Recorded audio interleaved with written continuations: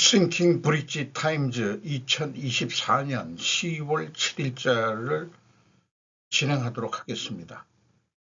이 하단에 있는 그 바벨은 바벨 전략을 상징하는 그림인데요. 석유 패권과 그 식량 패권, 극단적인 그 바벨 전략들이 지금 돌아가고 있는 거 아니냐는 상징적인 표현을 해봤습니다. 구독, 좋아요 부탁드립니다. 1.5배속을 보시기 바라고요. 오늘 편집한 내용들의 제목들이 되겠습니다. 유명 유튜버 슈카월드의 어저께 방송이 그 중에서 제가 상당히 괜찮은 내용이다 하는 것을 맨 먼저 편집을 해봤습니다. 리쇼링의 결과는 블루컬러 상위 시대로 제가 제목을 붙여봤고요. 그 진행자는 미국판 누칼협이라고, 누칼협이 도대체 뭔 얘기인가 했더니 누가 칼로 위협하느냐, 이게 적절한 내용인지 제목인지는 뭐 제 같은 노땅 수준으로는 흥미가 좀 안 나는 그런 제목이긴 합니다만은, 어쨌든 강력한 미국의 리쇼링 정책은 제조업을 미국으로 가져가는 건데, 공장만이 아니라 공장이 미국으로 다시 가면은 유통망, 거주지, 생활공간 등이 필요해지고, 또 항만 정비, 도로 정비, 에너지 정비 등등 여러 일자들이 필요하다는 거죠. 그래서 제조업 노동력이 필요하다. 거기다가 미국도 그 1차 베이비 부모, 2차 베이비 부모들의 은퇴가 동시에 일어났습니다. 그러니까 노동력이 블루칼라의 노동력도 많이 부족해졌다. 그런 얘기인데, 그러면은 이제 우리나라나 일본 같은 데서는 이제 노인 일자리 등 해가지고 재취업, 퇴직 전에는 좀 고임금을 받았지만 저임금을 받더라도 재취업하는 일자리 이런 것들을 찾아야 되는 입장이고, 또는 어저께도 방송했지만은 우리나라는 자영업으로 많이 했었고 그렇게 되는 상황인데, 미국은 은퇴를 하더라도 그 주택과 그 다음에 주가가 괜찮으니까 계속 저축식으로 미국 노동자들은 저축 개념으로 그 주식에도 투자를 한다는 거죠. 이런 것들이 좋기 때문에 더 이상 일할 생각이 없다. 이런 상황이기도 하죠. 아니라고는 좀 상황이 틀린 것 같습니다. 그리고 언젠가 또 좀 소개하긴 했는데, 지정학자 피터 자이아는 대학 출신이 블루칼라로 일할 것이다라고 또 예견을 했었습니다. 많은 생산지 근로자들이 일부 사무직 근로자들보다 더 강력한 채용과 임금 인상을 경험하고 있다. 블루컬러 직종의 채용 및 급여 인상이 뜨거워지고 있다. 부인하는 직종들이 많아지고 이것은 코로나 이후 분위기가 바뀌었다. 코로나 이후로 구인하는 사람들이 직종들이 많아졌다 이런 얘기죠. 거기에다가 미국 그 비밀 경호국 사례를 들었는데, 더러워서 나간다는 미국 경호 요원들, 그 FBI와 같은 다른 연방기관보다 훨씬 빠른 속도로 그 정규 요원들이 떠나갔다. 한 7,000명 정도 있었는데 한 1,200명이 아주 정규 요원들이 떠나갔다. 그래서 이런 그 인력 부족에 의한 트럼프 저격 사건의 원인으로도 거론되었다고 소개를 하고 있습니다. 저렴한 노동력의 시대가 가고 있다.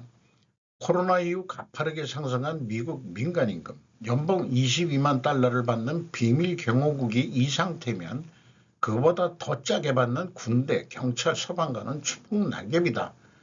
우크라이나, 이스라엘, 심지어 중국, 대만 이런 예까지 얘기하면서 박봉으로 군대에 복무할 지원자가 얼마나 될 것인가.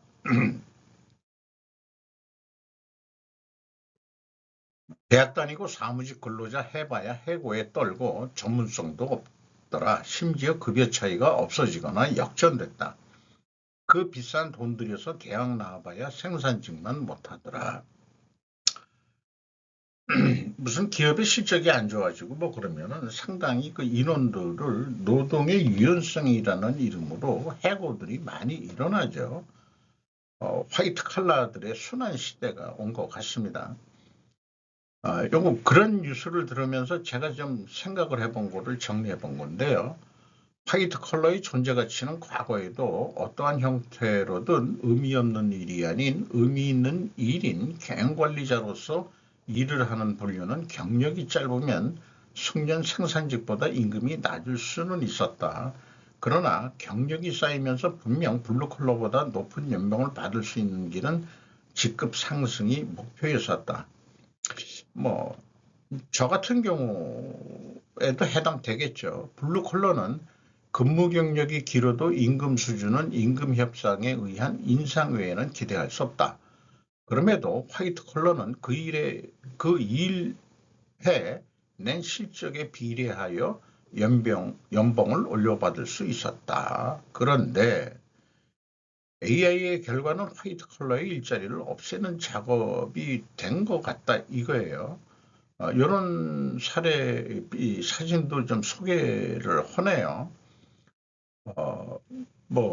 그 공장 자동화 쪽으로만 생각을 했는데 그게 아니고 AI의 발전은 화이트 칼라를 대체할 전망이다. 그리고 실질적으로 그 단순한 것은 로봇 자동화로 되는 것들이 많은데 인간의 손이 꼭 들어가야 되는 자동차 조립에도 뭐 그런 부분이 있을 거예요.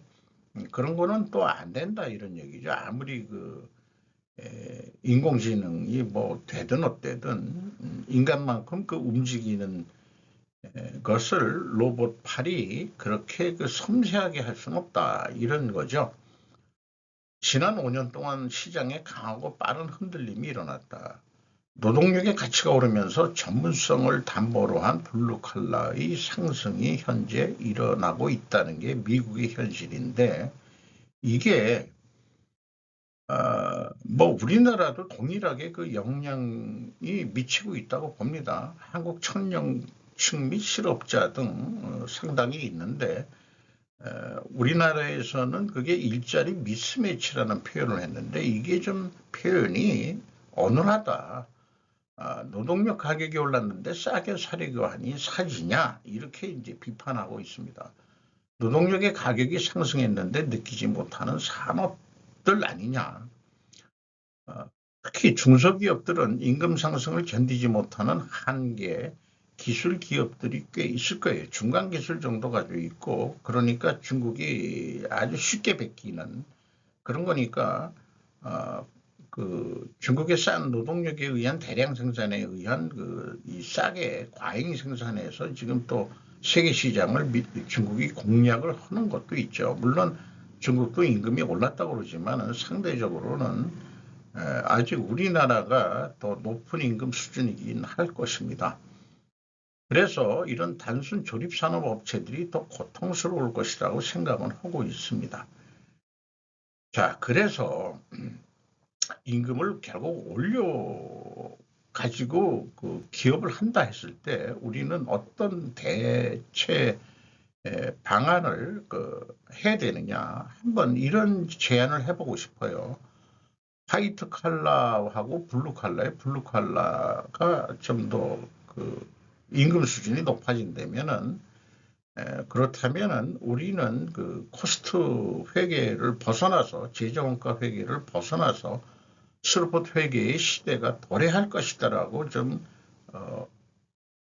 뭐 엉뚱한 얘기인지는 모르지만은 저는 그런 느낌이 옵니다.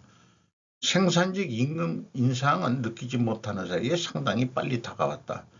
원재료에 노동력이 들어가서 가치가 발생한다는 노동가치설이 더 강해져야 하느냐? 임금이 올랐다고? 아니다. 반대로 제조업을 하려면 생산직의 임금은 고정비 성격으로 인식을 전환해야만 한다.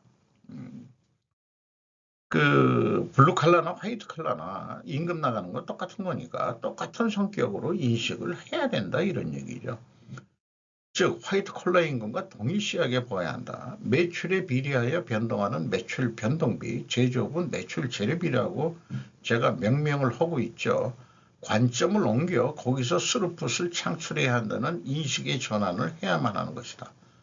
제조원가에서 재료비와 농무비를 분리해라. 디커플링해서 제조원가를 없애야만 한다.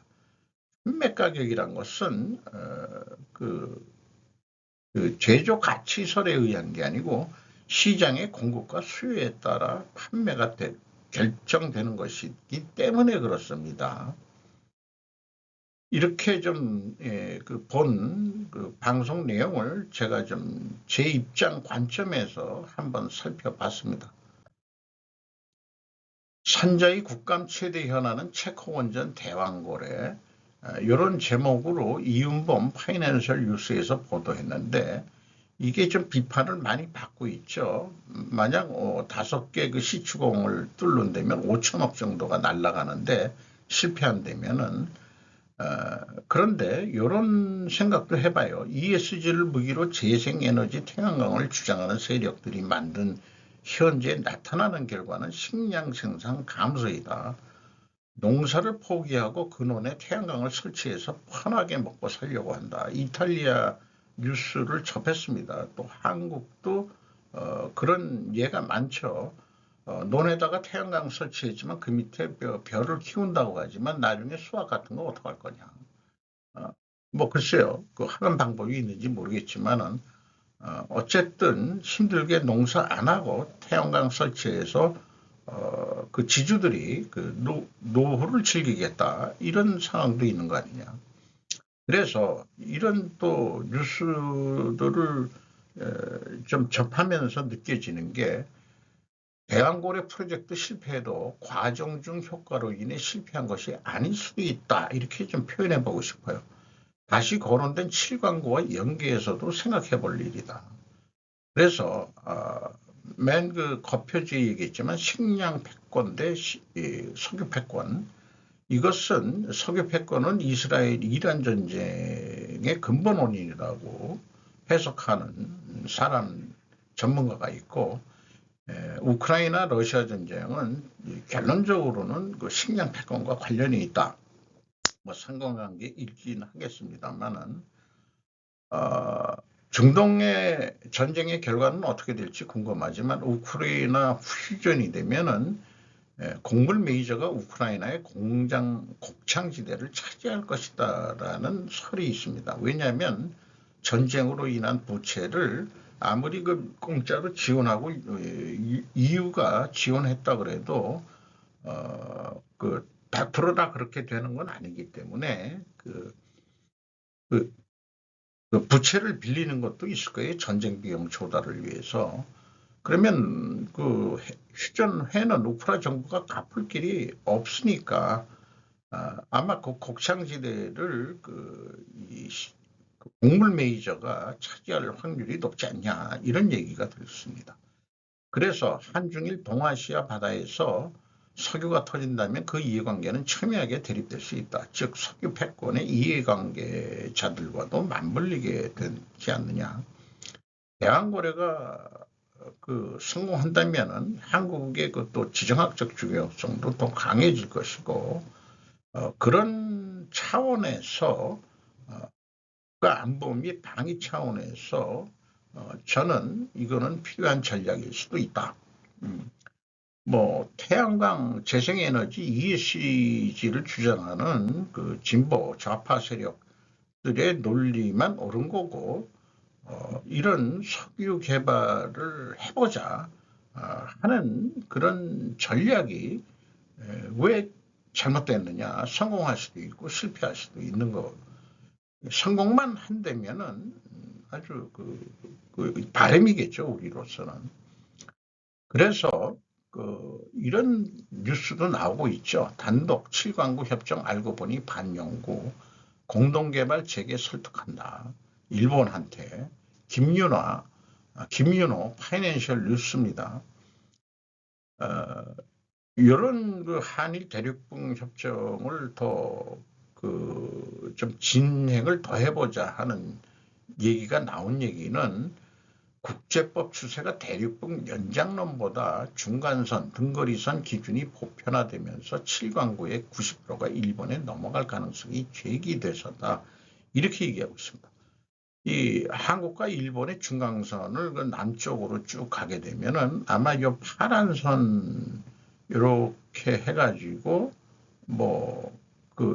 이게 일본이 여기 또 일본 그 열도 연장된 섬들에 있죠. 오키나와까지 해서 이게 그러면은 그 공동하기로 했던 게 일본이 가져가게 되는 거다. 그 국제법 추세에 따라서 그런 거니까. 그리고 요거 밑에 있는 것은 그 중국하고 일본의 공동개발 협약 구역이라고 조그맣게 이렇게 돼 있는데 잠깐 이런 사항도 소개를 하고 있습니다. 러시아는 무서운 해상 전쟁을 벌이고 있으며 강대국의 야망을 방해하고 있다라는 제목인데 그래서 이게 뭔 얘기냐? 콜린 플린트 유타 주립대학교 컨버세이션이라는 매체입니다. 쭉 그 기사 내용을 가져왔고요. 흑해 전투에 대해서 얘기를 했는데 해양 강대국을 민주적 자유주의와 자유무역의 특성을 가진 국가로서 규정을 해왔고 이와는 대조적으로 육상 강국은 종종 전체주의적이고 군사주의인 것으로 묘사되었었다.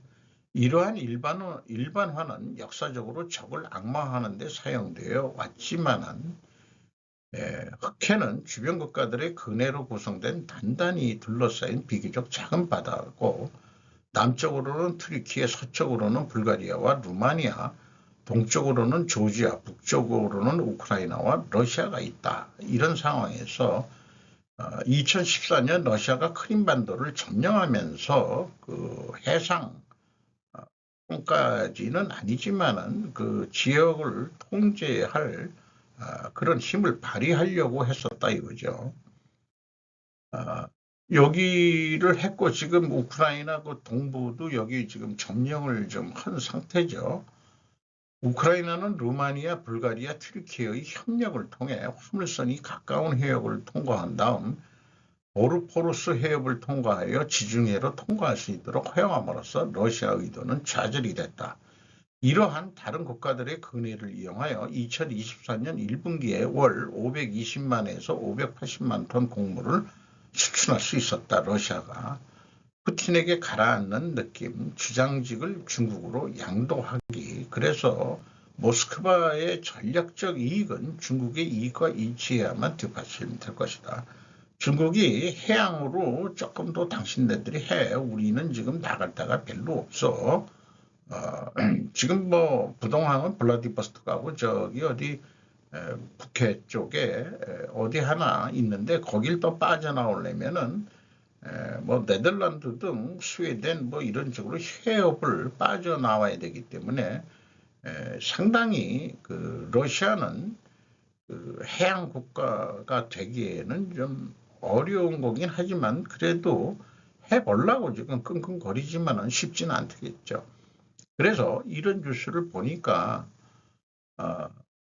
기후변화로 북극 항로가 뚫린다면 러시아에게 가장 이로울까라는 생각을 좀 해보게 됩니다. 러시아 전장으로 돌아가는 전직 군인 재교육 로이터 보도 내용입니다. 이것은 복무한 지 거의 20년 만에 마라라는 사람의 그 예를 들어서 했는데 이게 이제 훈련 사격하는 연습입니다. 수염을 기른 전직 운전기사이자 파운드리 직원으로 콜사인으로만 자신의 신원을 밝힌 이 남성은 월요일에 육군에 입대했다. 금요일이 되자 그는 러시아 남부 로스토프 지역의 훈련장에서 자동 소총으로 사격 연습을 하고 건물의 습격을 시뮬레이션하는 등 자신의 발걸음을 재촉했다. 우크라이나와의 전쟁이 시작된 지 2년 반이 지난 지금 러시아는 직업군인으로서 자원봉사 계약을 체결할 준비가 된 남성에게 월 평균 임금의 22배인 최대 190만 루블 2만 달러의 일회성 보너스를 제공하고 있답니다. 블라디미르 푸틴 대통령은 지난달 러시아의 그 정규 병력을 18만 명 늘려 150만 명을 유지할 것을 명령했고, 이는 중국에 이어 세계에서 두 번째로 큰 규모가 될 것이다. 근데 요 사진을 제가 몇 장이 있는데 인용하는데, 요게 이제 빨간 운동화가 보이더라고요. 군화가 부족한가? 운동화를 신고 훈련하는 노병. 노병이라고 그랬지만은 일단 나이 든 사람들이 그 임금을 높게 주니까 군대에 들어간다는 얘기죠. 미국도 군인 월급을 좀 올려줘야 되고 비밀 경호국 임금도 더 올려줘야 되는 상황 아닐까, 이런 생각도 해보게 되네요.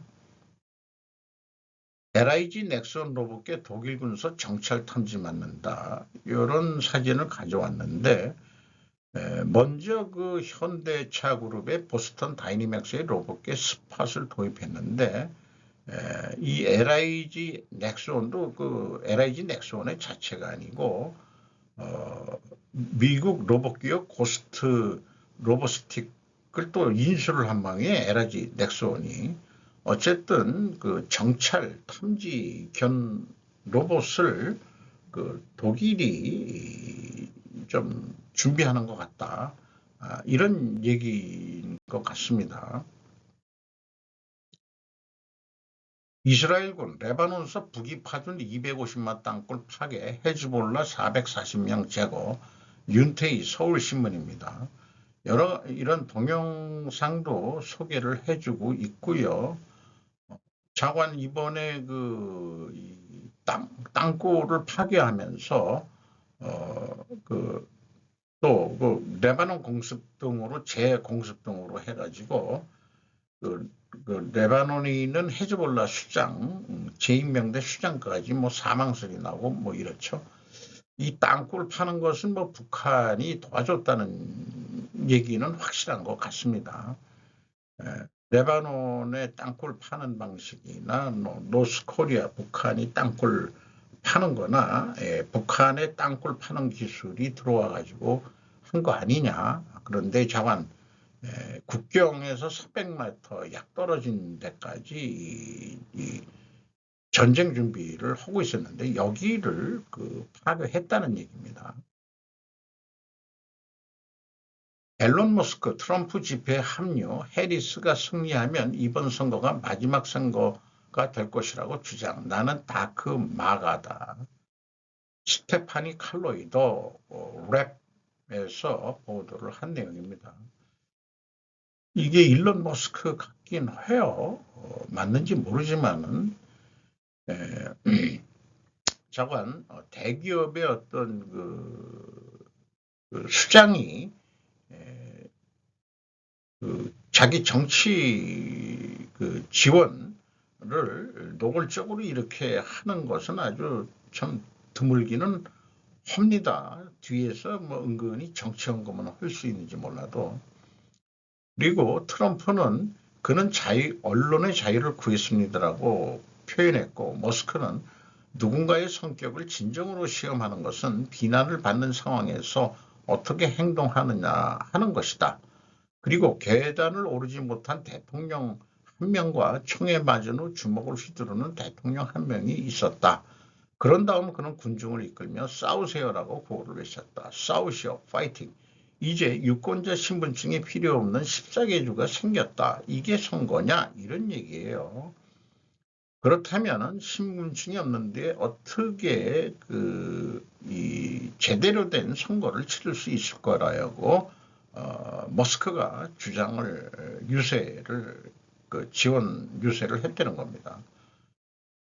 한국에서 대기업가가 대선 후보자를 대놓고 선거 유세를 지원하는 경우가 과연 발생할 수 있을까? 이런 아주 미국의 그 독특한 일론 머스크라는 사람이 뉴스를 들어보면은 어떤 유력한 그 돈 있는 사람이 트럼프한테 뭐 헌금을 했다는 뉴스도 나오고 있지만은 그런 사람들은 조용히 그 뒤에서 지원하는 거지. 머스크처럼 이렇게 그 현장까지 나와서 이렇게 하는 경우는 드무는 예라고 할 수 있을 것 같네요. 자, 고려아연 뉴스로 다시 왔습니다. 고려아연 MBK 영풍 주주간 계약 위법이라고 추가 법정 대응 진행하겠다. 원천 무효가 될 가능성이 있다. 영풍과 MBK 파트너즈의 계약이 입장문을 내고 영풍의 대표이사 2명이 중대재해 등으로 구속된 상황에서 사회이사 3인으로 이루어진 영풍 이사회가 회사 전 자산의 상당 부분을 차지하는 고려아연 지분 절반 이상을 처분하면서 주주총회 특별 결의 없이 MBK와 주주간 계약을 체결한 것이 위법하다고 주장하고 있습니다. 고려아연은 이로 인해 영풍과 영풍의 주주들이 손해를 보는 반면 MBK와 김광일 MBK 파트너스 부회장은 이득을 취하게 돼 중대 문제가 있다고 설명을 했다. 김병주 회장을 직접적으로 공격하고 있지는 않네요. 주주간 계약의 세부 내용은 현재 그 영풍과 MBK 파트너즈의 그 계약 내용에는 주주간 계약의 세부 내용은 전혀 공개하지 않고 있다. 적대적 M&A가 성공하면 고배당을 하겠다고 일찌감치 선언하며 고려아연으로부터 현금을 빼내가겠다는 점을 명확히 하고 있다고 고려아연은 주장을 하는 거죠. 그러면서 핵심 알짜 자산과 계열사, 펀드 등을 정리하며 껍데기 회사를 만들기 위해 전략적으로 일부 상품이나 계열사에 대한 허위사실 등을 유포하며 적대적 M&A를 성공 후 해당 자산을 팔기 위한 계획도 준비하고 있다고 그렇게 주장을 하고 있습니다. 이건 기자회견에 들어오는 건데 이 뒤에 있는 사람은 그 이름이 기억이 나네요. 김기덕 사장이라고.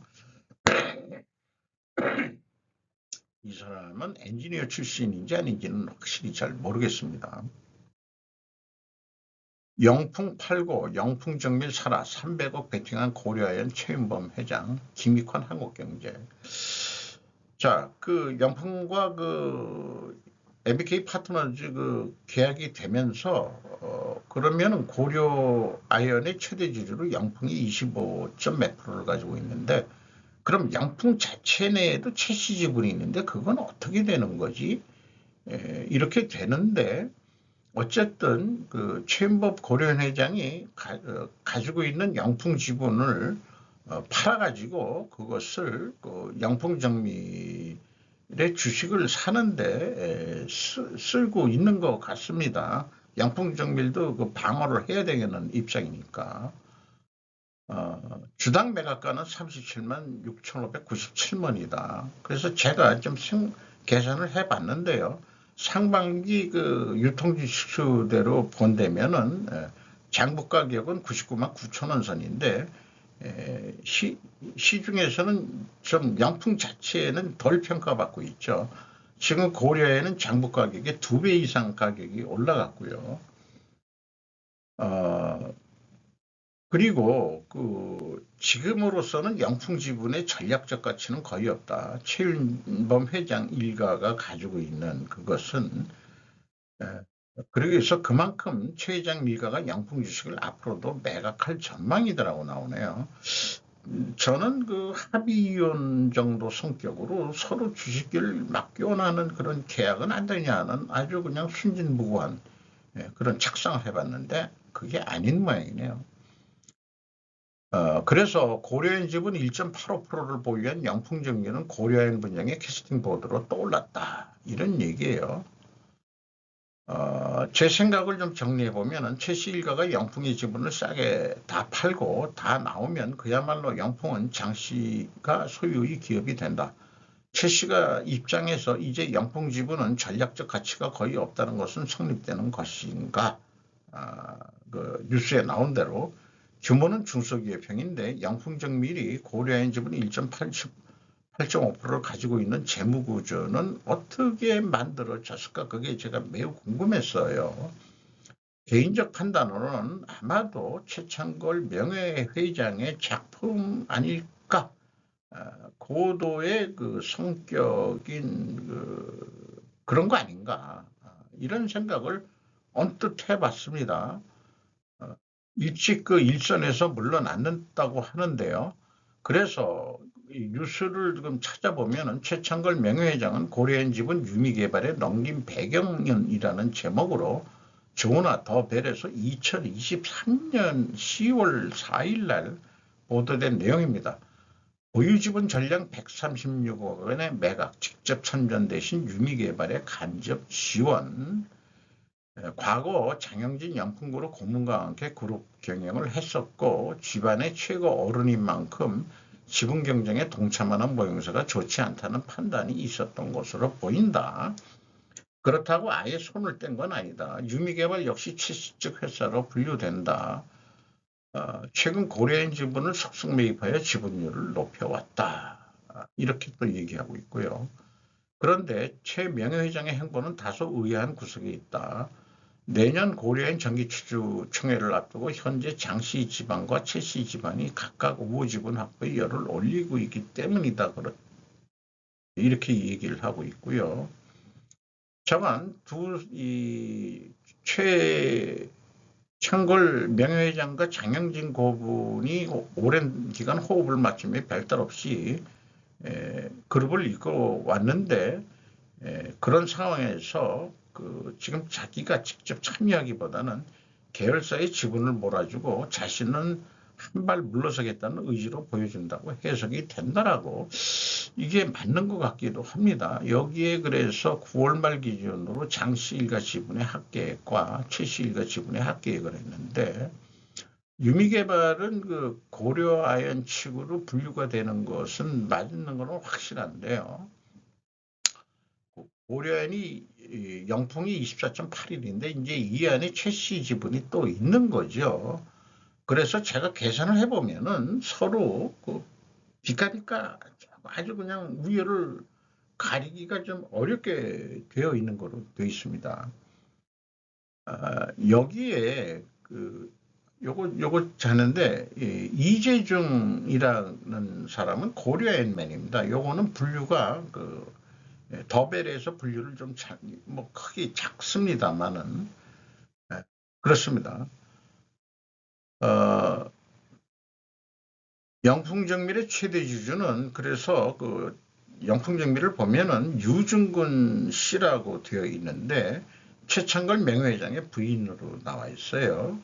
그래서 최창걸 명예회장은 자기는 다 주식을 빼고 부인 이름으로 사실 영풍정밀의 최대 주주는 어떻게 보면은 유중근 씨로 되어 있지만은 사실은 최창걸 명예회장 아니냐. 그러니까 실제 경영권 분쟁에 겉으로는 참전 안 하고 있는데 현재 참전하고 있다 이렇게 봐야 될 게 맞을 것 같습니다. 중국 EV 대책, 미 유럽 온도차 추가 관세 스탠스 차이 부각. 미국은 100% 관세를 했지만 EU는 맥심 45.3%인가 그것도 유동성이 있다 이런 게 이제 이미 뉴스가 나왔죠. 그러니까 이런 지지 통신에서도 이런 제목으로 좀 했네요. 질문이 있어요. 극우 이탈리아 총리가 왜 중국 시진핑을 만나러 갔을까? EV 때문이냐 아니면 태양광 때문인가? 이탈리아 농부들이 농사를 짓지 않고 그 땅에 태양광을 설치하고 있는데 1대1로에서 이탈리아가 빠지겠다고 멜라니죠. 멜라니일 거예요. 이탈리아 총리 이름이 아주 극우 총리인데 여성 만난 귀치가 주목된다 하고서 그 다음 뉴스들은 아직 살펴보지를 못했습니다. 8억 자가 아파트 빼면 빈털터리 70대 독거남의 비극. 우리 때 얘기 뉴스들입니다. 이경은 조선일보입니다. 현금 흐름 막힌 독거노인의 최후, 불행한 말년 맞이하지 않으려면 비현실적이어서 거짓말 같지만 싫어했다.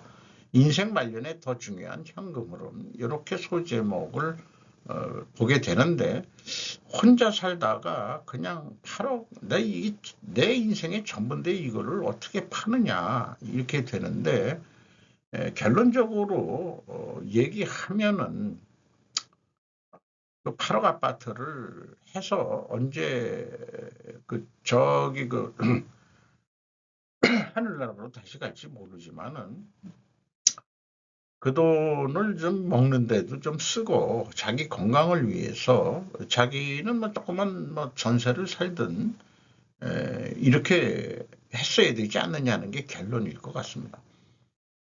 그 예측 2050년도에 독거노인이 이건 남녀 포함이겠죠. 467만 천 가구, 이게 맞는 얘기인가 모르겠어요. 지금 2023년이 지금 213만 가구인데 2배 이상이 증가한다. 그동안에 어떻게 될지 잘 모르겠습니다.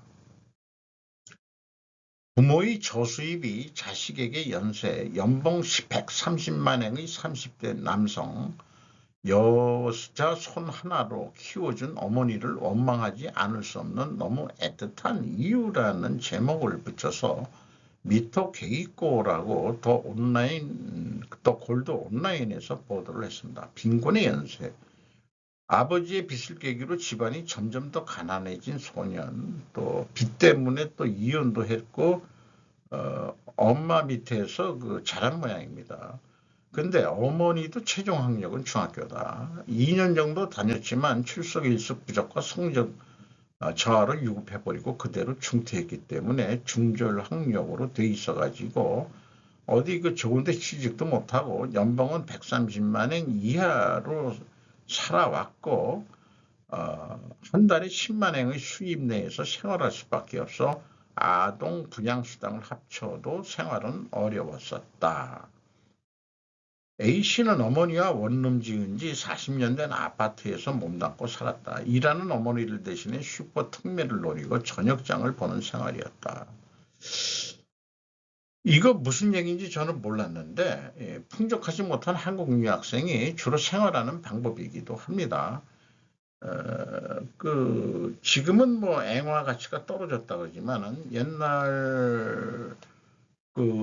옛날이 아니고 한 10여 년 전만 하더라도 앵화 가치가 높을 때는 학비만 보내고 뭐 알바를 해서라도 뭐 유학을 한다든지 부자 집안이 아니라면은 일본에서 알바까지 하면서 그렇게 이제 학업을 하는 유학생들이 있습니다. 그러면은 먹고 살기 위해서 어떻게 하느냐? 그러면은 편의점, 마트, 밤에 특매, 그러니까 이제 문 닫기 전에 가격표를 계속 낮춥니다. 그러면은 문 닫기 5분 전에 그냥 기다렸다가 물건을 사가지고 나면 싸게 사가지고 생활했다는 얘기를 들은 적이 있습니다.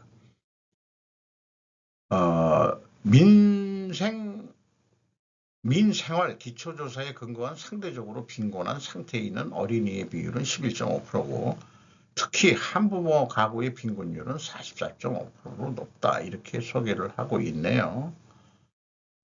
이직을 거듭하는 나달을 이 30대 이 남성은 보냈다는 얘기고요. 현재 일본의 이 학력별 연령별 임금은 고교 30만 6,100엔, 대학 39만, 한 40만 원 받는 모양, 40만 엔 정도 받는 모양이네요. 여성은 23만 5천엔, 대학은 29만 9, 남녀 임금 차이도 현재 있고 20세 미만으로 좁히면 소기업 중전인 남성은 18만 1,300엔 이렇게 되어 있습니다. 부모 때문이라고 생각하지 않을 수 없었다, 이런 얘기를 했는데 행정 등의 지원도 활용하여 부정적 연쇄를 좀 끊어야 되지 않느냐, 이런 얘기를 하고 있습니다. 근데 우리나라 이 경우에 뭐 제가 아는 뭐 친구이긴 합니다만은 어, 야간을 나온 친구가 있는데 집이 하도 가난해서 낮에는 옛날에는 사환, 급사 이런 것들을 하는 회사들이 있었습니다.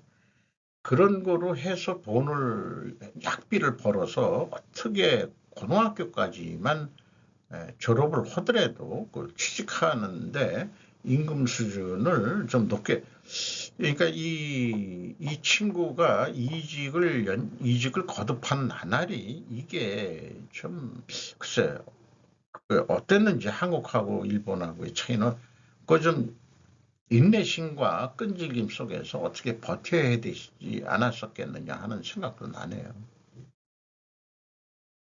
숫자의 가격, 한국의 순위 형성 방식. 이게 앞에 뉴스하고 연결된 것일 수도 있죠.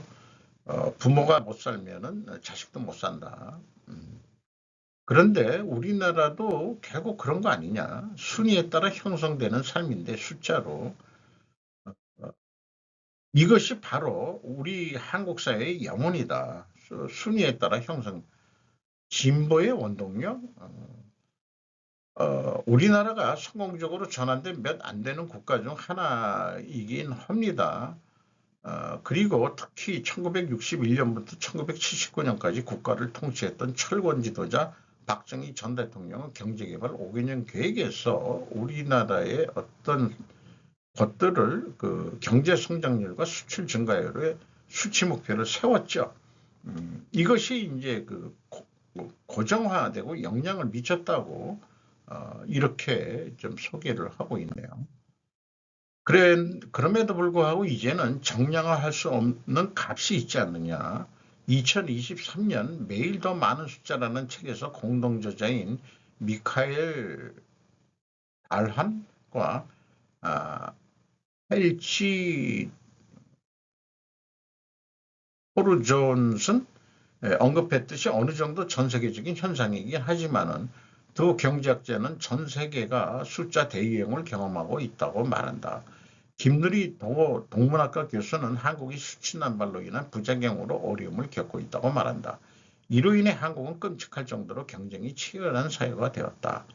한국인들은 몇 살 어디에 살고 어디 학교를 다녔고 어디에서 일하는지 등 몇 가지 질문만 해도 대략적으로 누군가를 알아낼 수 있다. 그런데 그래서 행복, 웰빙, 만족, 예술, 음악, 휴식 등의 순위를 매길 수는 없다.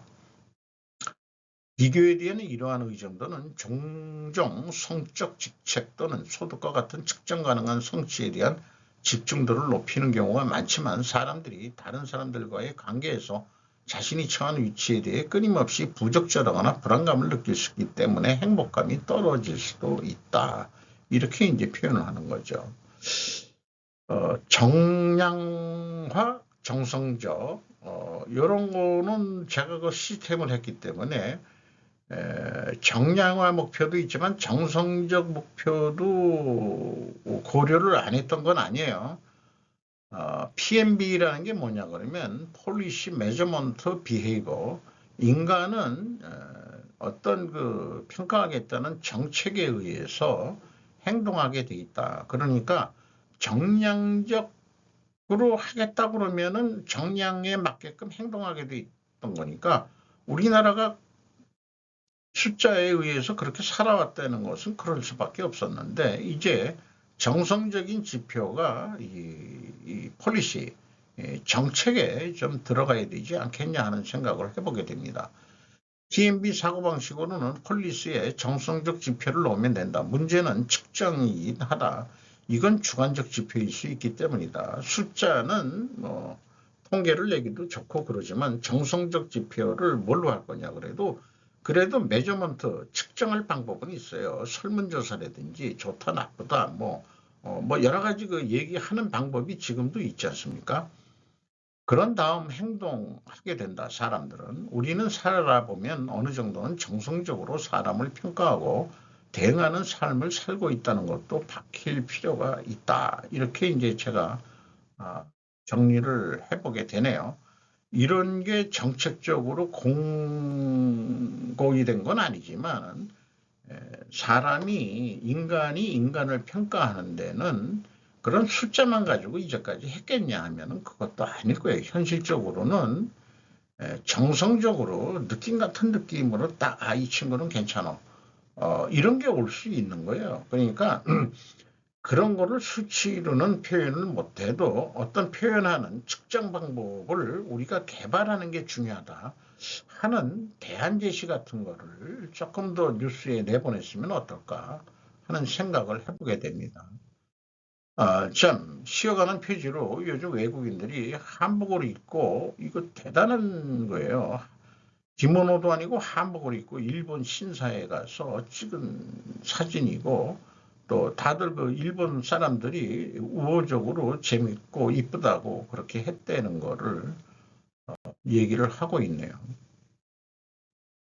쌀 가격 폭등으로 비상인 일본 슈카월드의 그 내용 중에서 또 가져왔는데 이것은 그냥 읽어보는 거로 좀 넘어가도록 하겠습니다. 그리고 제 생각인데 일반 지방 농업은행의 농민에 대한 대출 관계도 지금 얽혀 있을 것이다. 일본의 쌀값 오르는 경우. 그리고 한국의 경우도 거의 유사하긴 한데 우리나라도 신동진뼈 퇴출 파장, 농부들의 엄청 멍하니 충격인데 일본은 쌀값이 올랐대지만 우리나라는 정반대로 쌀값 폭락이 문제인 대한민국 쌀값 폭락으로 농가라 없는 성난 농심. 그래서 왜 이런 신동진표를 농업진흥청에서 개발했는데 그거 안 되겠다 하는 얘기는 다수와 공급량 증가 가격 하락. 그러니까 농민이 죽는다 이게요. 하지만 가격을 낮출 수 없으니 조금만 생산하고 공급량을 감소하고 부담을 감소시킨다. 그 정부 수매가가 있고 지금도 정부 수매를 하고는 있는지 그것도 옛날에 그 쌀 가격에 대해서는 좀 어느 정도 뉴스들이 나왔는데 요즘 뭐 쌀들을 많이 안 먹으니까 뉴스도 별로 안 나오는 것 같습니다만은 어쨌든 일본은 그 농민들의 그 연간 수입을 보장하기 위해서 이런 정책을 경직된 정책을 해온 결과가 한국에 관광객이 가서 초밥을 얼마나 먹었는지 몰라도 어쨌든 조그만 수요 변동에도 그렇게 그 쌀 사재기가 나타나고 또 이상기후나 뭐 이런 것 때문에도 그렇게 아까 그 간반 정책이라는 게 간반인데 수확량을 줄이세요. 그 대신 싸게 우리가 좀 비싸게 사줄게. 그게 이제 일본 농협은행하고 이 농협은행을 통해서 일본 농협이라고 표현을 합시다. 그거를 통해서 그 일본이 그렇게 정책을 해온 것 같아요. 우리나라하고 거의 유사하긴 한데 그래도 이번에는 우리나라는 쌀값이 떨어졌답니다. 그러니까 저건 자꾸 덜 먹는 거죠. 한국에만 중단된 의무 공개 매수제도 이것도 그냥 한번 이게 사실은 어떻게 보면은 코리아 디스카운트는 이게 말이 되느냐 이 자관 프리미엄이라는 거 인정되는 게 말이 되느냐 내가 소액주주가 한 줄에도 똑같은 가격으로 매수해야지 뭔 얘기냐 이 얘기를 지금 소개를 하는 거예요. 그래서 이번에 그 고려아연의 그 매수는 그 지금 이 제대로 된 시장 가격으로 소액주도 팔 수 있다. 이런 거를 소개하면서 나온 얘기입니다. 그래서 우리나라도 옛날에는 이 의무 공개 매수 제도였는데 이게 그 IMF 때 없어졌다가 지금 100% 매수도 아닌 50% 더하기 일주의 한국형 K 의무 공개 매수 법안이 진행되고 있는데 그나마 2024년 4월 국회에서 처리되지 못하면서 자동 폐기됐답니다. 이래가지고는 외국이나 뭐 저기 중국이나 그다음에 뭐 일본이나 주가가 지금 뭐 다 좋고 그러는데 왜 한국만 코리아 디스카운트에서 헤매느냐, 이런 얘기가 이런 게 이런 제도 때문에 이게 말이 안 된다라고 비판을 하는데, 이 사람은 강력하게 정부를 공격하지는 않아요. 왜 자기 뭐 입장이기 때문에 그런지 모르지만은 요거를 익사라 해가지고 얘기하는 식으로 넘어가더라고요. 이상 마치도록 하겠습니다.